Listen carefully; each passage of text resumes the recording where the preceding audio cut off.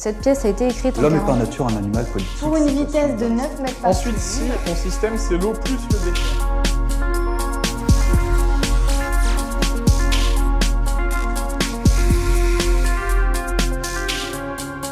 Bonjour et bienvenue dans la Minute Parent. Votre ado termine sa première L et lors du conseil de classe du 3e trimestre, il va devoir choisir son enseignement de spécialité pour l'année prochaine.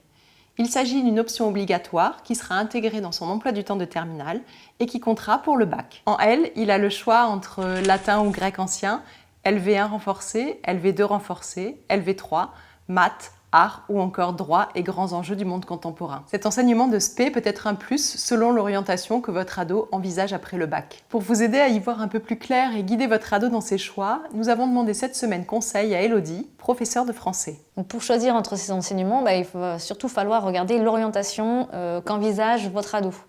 S'il pense à s'inscrire en fac de lettres ou veut faire une prépa littéraire, le mieux c'est quand même de prendre latin ou grec. Ce sont des langues qui vont être très utiles dans son cursus. S'il a plutôt un profil de polyglotte et qu'il envisage de partir à l'étranger, que ce soit pour un stage ou pour y travailler, choisir la L20 renforcée ou la L22 renforcée, là encore ça peut être un choix pertinent. Par ailleurs, s'il avait déjà commencé à apprendre une LV3, parfois pour pouvoir accéder à certains établissements, c'est un choix qui est fait, autant rentabiliser cet effort et puis choisir cette option bac. D'autant plus ce sont des langues, par exemple le chinois ou le russe, qui parfois peuvent ouvrir aussi des portes en termes de commerce international ou de relations internationales, donc ça peut être un vrai plus. Donc, parmi les spécialités artistiques, là aussi tout le choix dépend de l'orientation certes, mais aussi en fait des goûts de l'ado.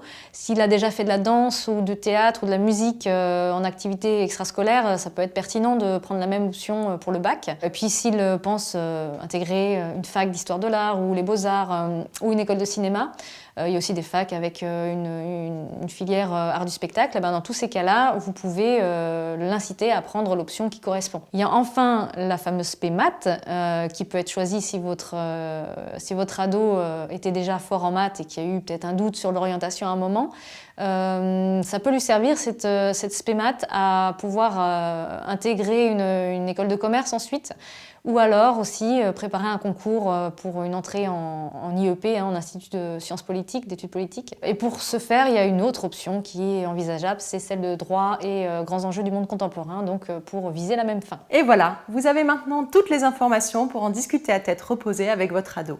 N'hésitez pas également à contacter directement son lycée pour savoir si toutes ces spécialités y seront proposées l'année prochaine. Enfin, si cela peut vous rassurer, sachez que quel que soit son choix, aucune de ces spécialités ne lui fermera les portes de ses études supérieures. La Minute Parent, c'est fini pour aujourd'hui. On se retrouve très bientôt pour de nouveaux conseils et d'ici là, n'hésitez pas à nous laisser vos commentaires et à vous abonner à notre chaîne.